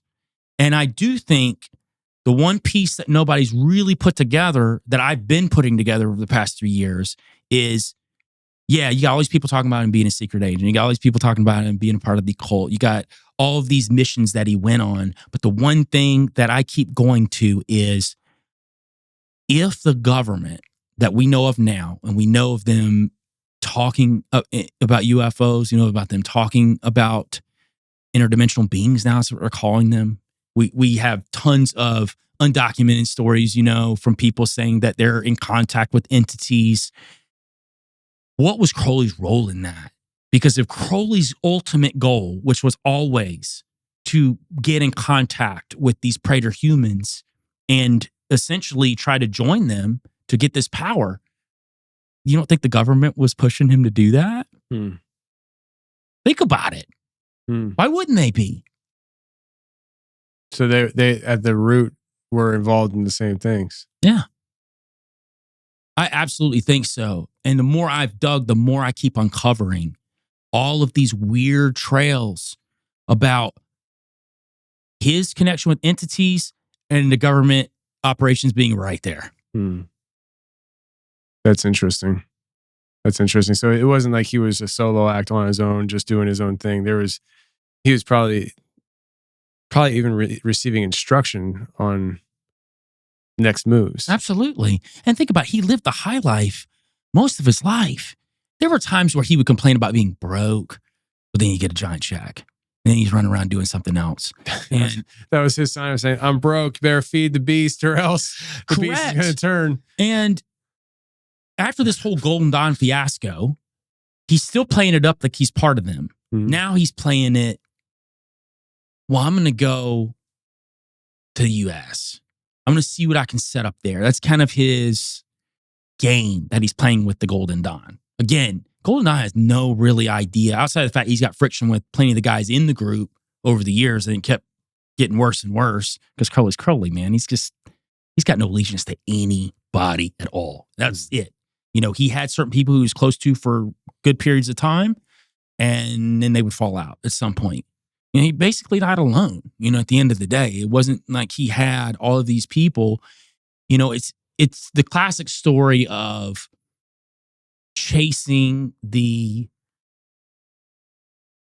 image of being this icon, right? And at the end, just nobody. That's crazy to me. Yeah.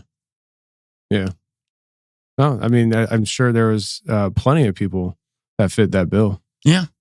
You know, I mean, he came across so many people, and certainly it wasn't all people that were of same mind. I mean, there was plenty of Christians that came across his path that might have just took a step back and let him pass by. That, and I do think that there is a certain level of initial reactionary moment where if you know that somebody's involved in something that's demonic, and especially if they're being super loud and anti what you believe, that there's an opportunity for you to react in that the wrong way, to become angry. You're attacking my Lord. You're attacking Christ, which I don't think that part's wrong, to feel protective of who we look to as our Savior. But I also look at the way that Jesus reacted to those who came against him, and how he was the complete opposite of that, and how that he always extended with love and compassion to people. And I think that that's something that I'm trying to do more of. And maybe this is just more of me venting, and how that I'm also continually working on myself to be able to connect to people even deeper who aren't necessarily Christian, who hopefully I can help with my story and things I've been through and things that I talk about. Because I think that we all should look for those pockets, those areas that we can to help whoever we can around us. Yeah. No, I agree. I mean, well, everybody has their own missions field, I suppose is the best way to put it. Like, everybody has their own life stories and directions that make them a qualified candidate to speak to somebody else's life, you know? We don't need to rehash your life story, but like, you have a very specific life story that does qualify you to speak to people coming out of this kind of stuff. Maybe they're in it now, you know? Right. And you also have a unique background where it's like, yeah, you come out of that, but you also the son of a pastor. So like, you've walked both sides of the line, you know? Yeah. And I've seen the shift in your life since I've met you. And so it's like, if there's not a whole lot of people I think that fit your bill when it comes to being able to have that life experience to speak to people, you know, because it's like, oh, you know, shouldn't be a Satanist. That's bad. And it's like, okay, why should I listen to you? Right. You know, especially when you're talking about some of these occult groups, they're going to laugh at you. I'm not a Satanist. I hate that stuff. I don't believe in Satan. Yeah. That's exactly what they're going to say. Yeah. Because their entire structure, hierarchy of belief system has nothing to do with the Bible on either side. Completely different. Yeah. So when you look at it that way, I think there needs to be people that are qualified to talk to people like that, who understand those areas of the occult and be able to speak to it intelligently. And I'm not saying everybody's called to do that. No. By any stretch. No. But I do think the cautionary tale is, as Christians, is to understand when you don't know everything about that and not be reactionary in a way that would cause that person to not want to come to Christ because you're just flying off the handle. And again, man, I'm not saying this because I'm some holier than thou person that's figured it out. I'm just as easily as anybody else to get angry if I see something that I feel like is against Christianity or I feel like is just absolutely tearing it down from the inside. For sure. But I think I'm getting better at noticing that emotion and being able to, okay, God, what do you want me to do with this? Measured responses, right? So it's like what you always talk about. Yeah. I mean, it's really just stepping outside of the moment and counting the cost of everything. You know, it's just like, would I be justified in whatever I want to say? Yes. But at the end of the day, is it going to change anything? No, especially in the spirit that I'm in right now. You know, there's a lot of self-reflective honesty that people need to have with themselves as well, on just like where you're at in the moment. And, you know, I've never done it perfectly and stuff, but like, for instance, a great example was we'll get back to Crowley in a second. But I had a post on Instagram a few weeks ago, and some guy hopped in there and I don't remember what he said. He said something about like the Bible's fake or something like that. And I forget what he said about my guest. And I spent way too much time writing a reply to him. And I wasn't mean or anything. Well, a little bit at the end. But like I wasn't writing it in like an angry spirit or anything. I was just like, hey, if you're gonna be a jerk, I can be a jerk too. And I just kind of broke down the fallacy of his thought process. And I guess I did it without worrying about his feelings. You know, I was just like, no, you're wrong, and this is why. And then he replied back with, you know, my credibility has been shot, or you know, whatever. It's like, whatever, I don't care. Like, and at first I thought like, I'm not going to reply to this because I'm in the habit of just like, whatever, you can have the last word, you know? Right. And then I don't know what happened, but I started writing a response, and then I was like, you know what, I'm not doing this. And I was reminded of Spurgeon said, I think he said it was something like the word of God doesn't need you to defend him. He just let him out of the cage, or he'll defend himself. He said God is like a lion. You know, he doesn't need you to defend him. Just let him out of the cage and he'll defend himself. And that's why I was like, okay, my response is Galatians 1:10. And that's what I did. I dropped that there. And it was just like, and I can't quote it verbatim, but the idea behind 1:10 is Galatians 1:10 is saying, you know, do I strive to please man or God? And if I'm striving to please man, am I really a follower of Christ? Right. You know, like I'm trying to please one, and it's not the person in the comment section that I don't know. And so I try to refrain from those back and forth though. Right. They're all time consuming.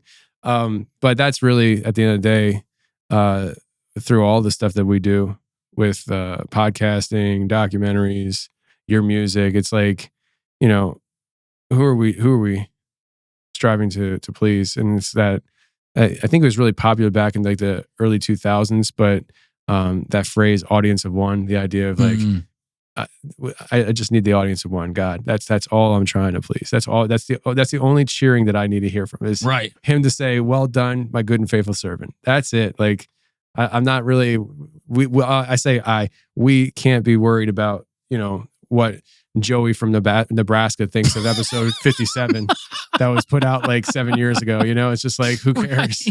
Like, it's just, I mean, you create stuff and you I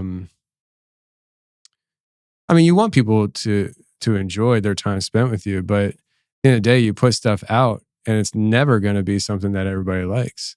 And so when you come to that realization that you will never make anything that everybody that hits play will enjoy, you stop trying to please complete strangers, knowing that no matter what you do, somebody's not going to like it. And you just do what you want to do. You just do what you like. And if people haven't noticed, that's kind of what I do these days. So And I think that's the formula. You're right. And I didn't mean to get this whole thing sidetracked. Yeah, no, I know. It's just like, how do we get back to Crowley about that? Hard left. Yeah. And I think ultimately the moral of all that was I'm really learning how to look at people differently and look past the monster. Yeah. And understanding that there's a human there, no matter how hard it is to see, right? There's still a human there. And if there's a human there, they can be reached. Yeah. And, I mean, they can be redeemed. Right. And I think that to me is always where I try to bring everything back to on my podcast, if I'm on any other podcast, is that redemption piece. Even if it's about somebody that from all indications was never redeemed, like Crowley, it can still be a cautionary tale. It can still be a cautionary tale for us Christians and how that we should extend our hand to someone who we don't particularly like at all what they do. And it rubs us completely the wrong way. Well, maybe that's what God wants you to do, is talk to that person. Yeah. And maybe not beating them over the head with the Bible is how you do it.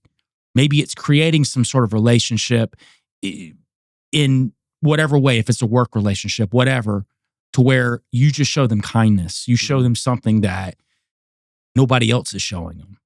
And I know it sounds super simple, but sometimes it is that simple. And I'm finding that more and more in my life and how that I'm extending out to people. You know, sometimes I get slapped in the face for it. You know, you're going to get told no, and sometimes people will get angry with you, but if God's telling you to do it, maybe that's a seed you planted and it sprouts later. Yeah. And you never see it sprouting. Right. Get back to Crowley, though. Sure.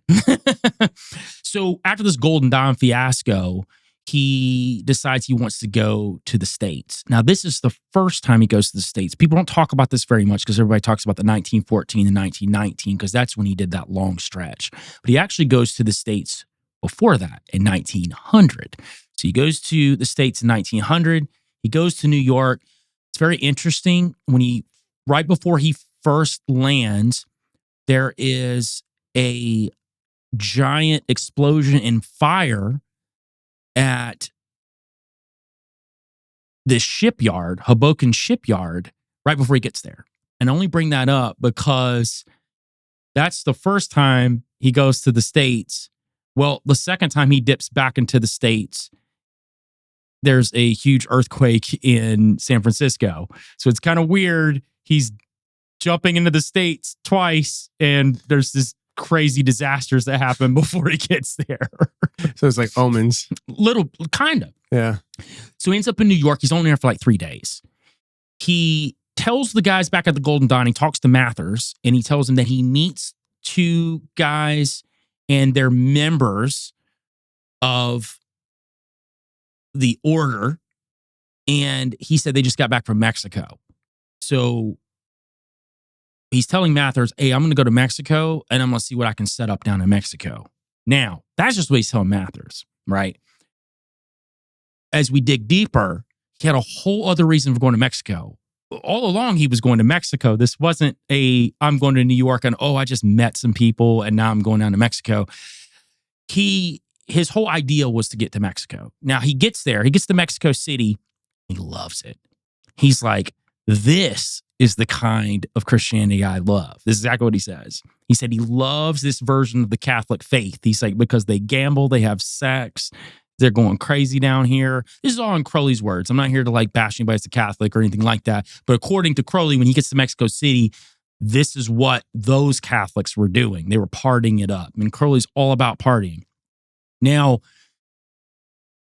he loves the president at the time. He specifically says this in his diaries. Porfirio Diaz is the president. And this is important because we're going to get to why that Porfirio Diaz is important to this part of the story of him being in Mexico and him being a secret agent.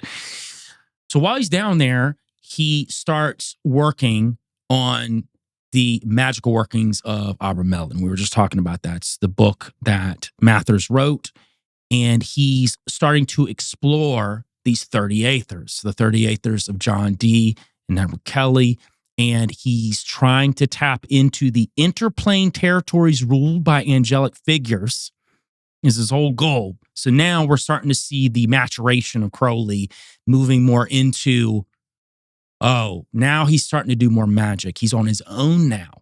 So now he's down there on his own. He's got the 16th century manuscripts from John Dee and Edward Kelly with him. So he's down there with these manuscripts, and he's going to start working this magic to connect to these entities. And he starts doing what he calls a ritual of self-initiation. So he's self-initiating himself into where he thinks he's going to be after he completes the 30 Aethers. Now, just to preface it, he doesn't complete the 30 Aethers while he's down there. He can't. He's not even at a magical point to where he can do that. He completes 2 of the 30. He ends up completing the other 28 with Victor Newberg in 1909. And this is when he ends up out in the desert.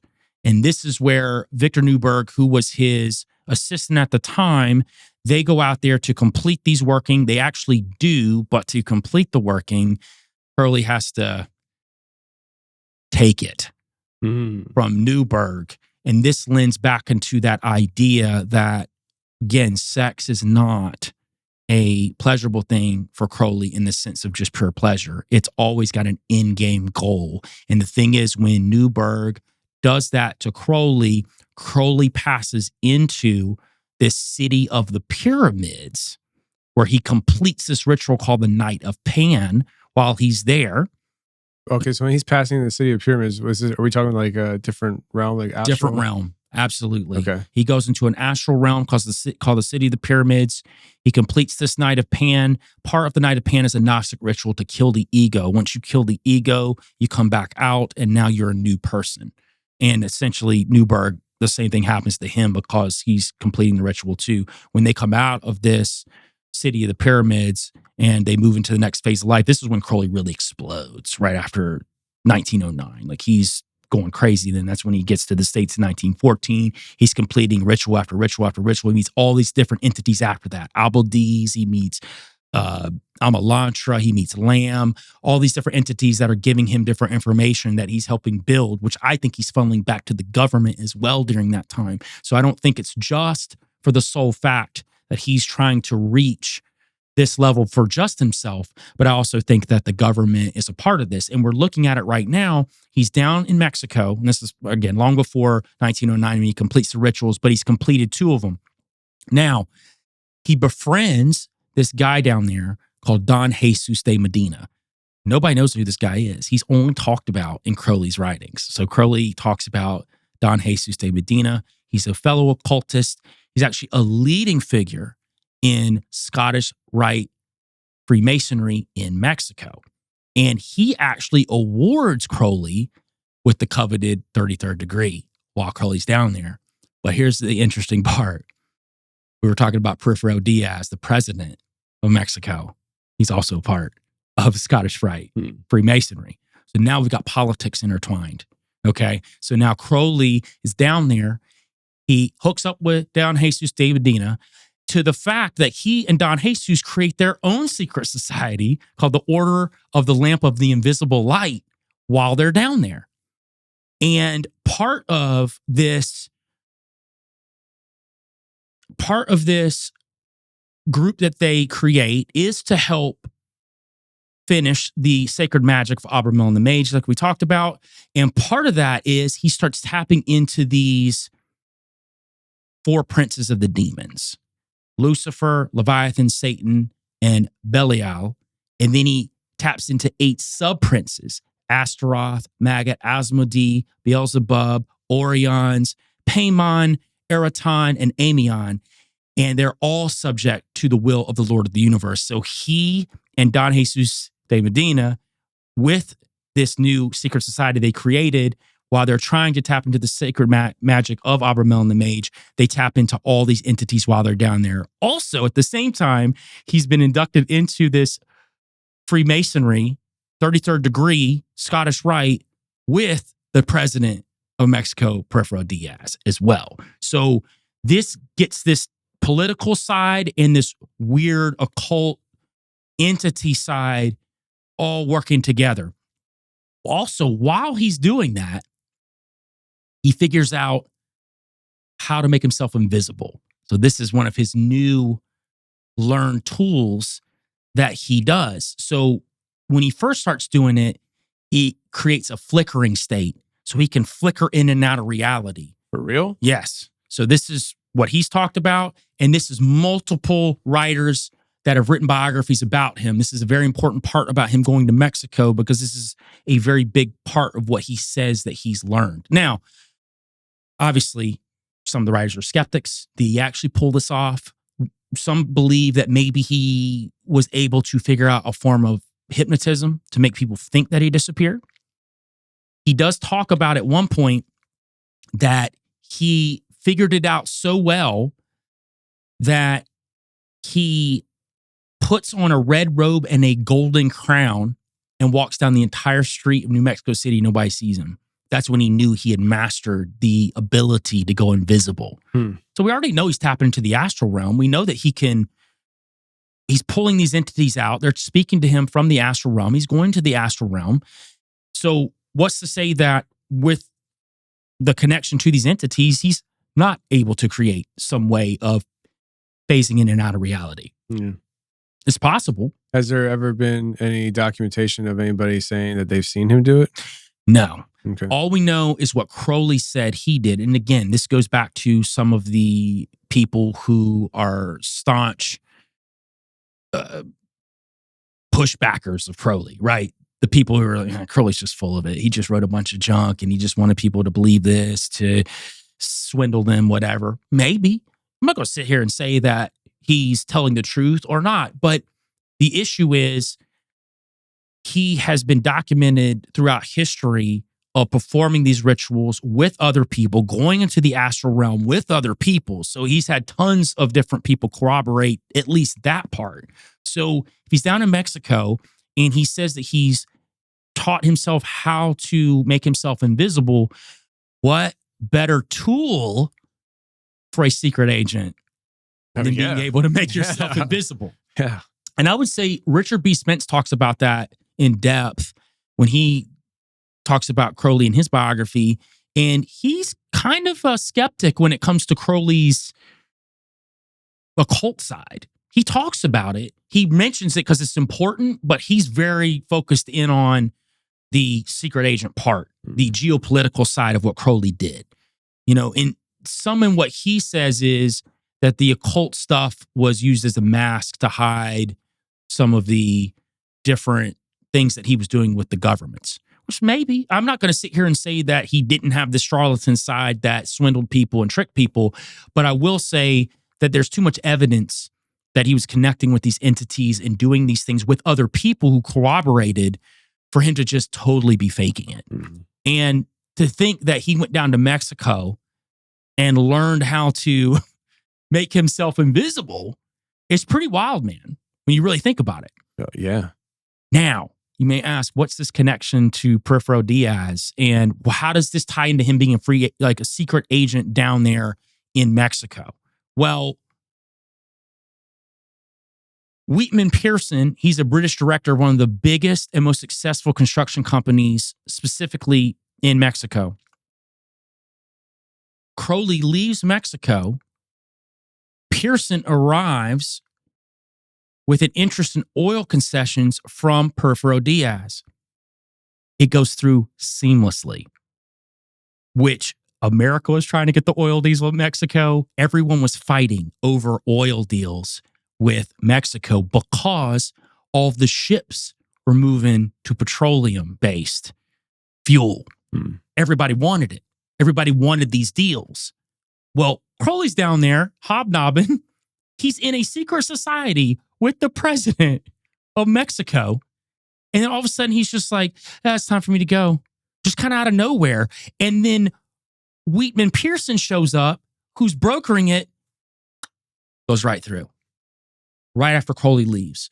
So Again, circumstantial, but this isn't the only circumstantial thing with Crowley when it comes to in an area that he'll be in. There'll be somebody of great stature there. There'll be weird stuff where something's brokered on a boat and you know of this said person, and Crowley just happens to be there too on the logs. Like, why is Crowley always in the mix when something's happening with the governments or something's being brokered? So I think that, yes, Crowley is multifaceted as a character. I think that he not only is looking out for himself and his occult interests and for the governments, but also from just the geopolitical side, he's also working as well. It's another example of him joining a secret society to do what? Do something the government wants him to do. Wow. Yeah, I mean, it seems like everything he did was focused on that. Everything. And yeah, I mean, do you think that something... Because, I mean, if you're a secret agent, the idea is to not be found out. We know that he was a secret agent. Was there something that went wrong?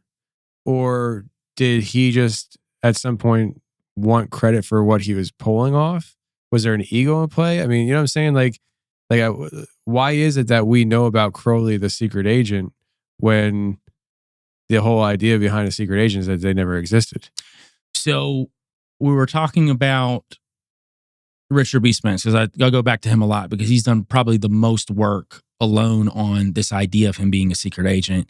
And he called all these different modern day secret agencies. He called MI5, MI6. He called the FBI. He called CIA. This is in conjunction with him doing this research. And I'll have Jack throw this up for people to see. He reaches out to MI5, MI6. They go and look, and they say that, oh yeah, there's this folder with his name on it. There's a slip in there, and I'll show the slip for everyone to see. It says his name, and it's his folder. Nothing in the folder. And Spence is like, well, what's in the folder? I don't know. What happened to it? He asked the FBI, CIA, what do you know about Crowley? No comment. They don't even give him a no. They just give him a no comment. So all of these agencies, they got plenty on Crowley. Yeah. Plenty. They're just not divulging the information. And even in Mexico, man, he had a moniker that he went by while he was down there. He was writing for one of the papers while he was down there, and he was going by Isidore Achille O'Rourke. And everything means something with Crowley, right? So IAO is actually the Gnostic name for God. So he's actually using his initials to say he was a god. Wow. There's that pride. Always with him. And the name O'Rourke also ties into Jacobite Freemasonry. Everything he does means something. Every name, every initial, everything he did.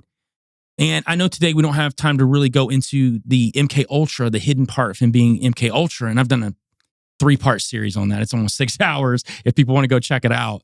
But he would do that in his writings, where the original name for peyote was Anhelonium lewini, and he would put AL in all of his writings, and it would seem like it meant something else, but he was telling you the amount of peyote you needed to use to connect to these entities, what we did in this ritual constantly.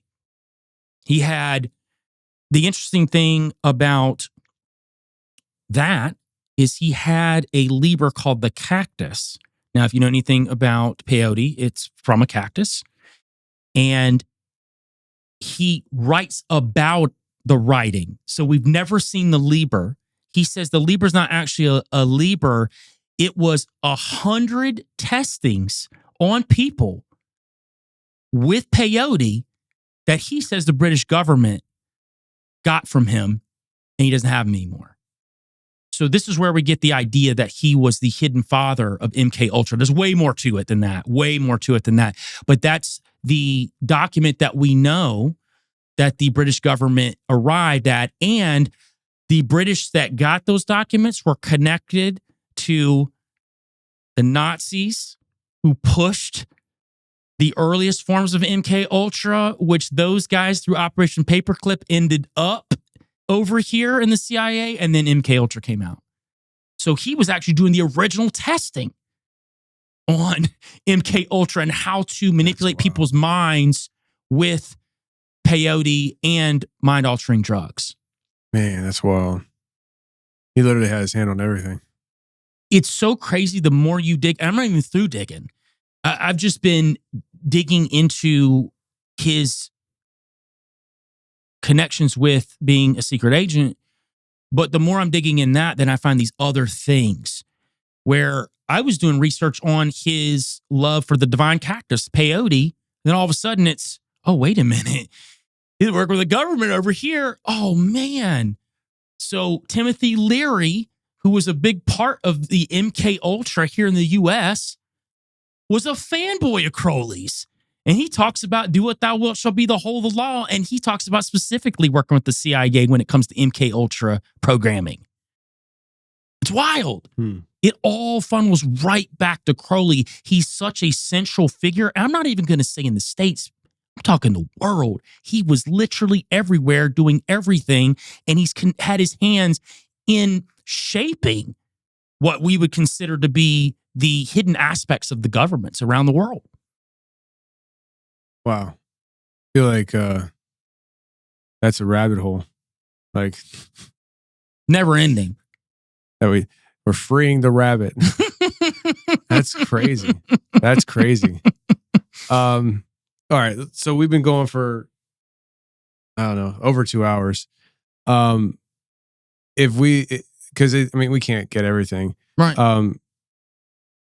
How would you, if you had to put a descriptor on the name, okay?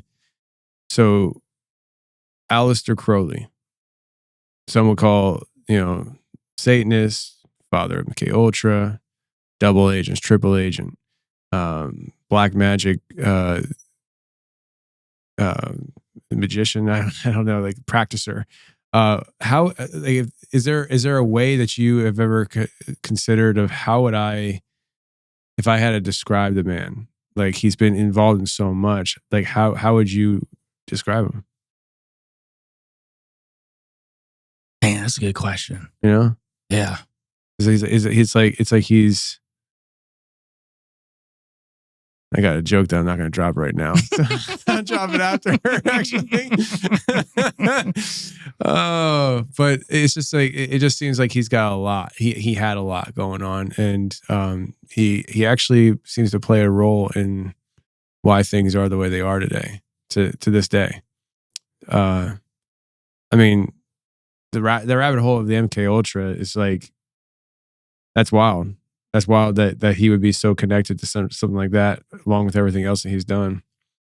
But maybe we could just call him the ultimate double agent or something like that. Like he just, I mean, if you were sitting in a government seat saying, all right, we need a James Bond here, which he probably was, the James Bond. But like, if we need the ultimate double agent, I mean, really, that's what you painted. Like, I mean, this guy was like, you name it, he can do it, and he's done it. Funny story about the James Bond thing. I knew it. One of his idols was John Dee, and John Dee was the original 007. He signed everything 007. That's where Ian Fleming got the idea for 007 when he wrote James Bond, was from John Dee, because John Dee worked for the Queen.